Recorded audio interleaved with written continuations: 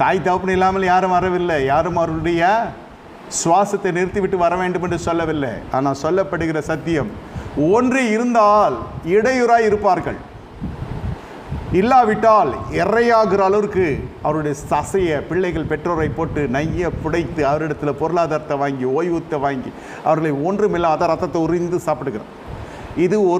இது ஒரு சாரார். இப்படி இன்னொரு சாரார் பிள்ளைகளுடைய வாழ்க்கையிலுடைய சமாதான குலைச்சலுக்கு மிகப்பெரிய கருவிகளாய் துஷ்ட மிருகங்களைப் போல வந்து அந்த பிள்ளைகளுடைய சமாதானம் நம்மாலே கெடுகிறது, நம்மை வர வேண்டாம் என்று சொல்லுகிற அளவுக்கு அவருடைய முக சாயல் இருக்கிறது, முக நாடி வேறுபடுகிறது.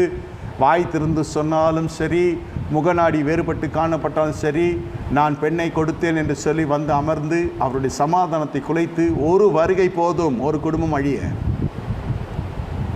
இரு தரத்தாரும் இடையூறாய் இருக்கிறதற்கு கங்கணம் கட்டி கொண்டு வாழ்க்கையில் வாழ்ந்து கொண்டிருக்கிறார்கள்.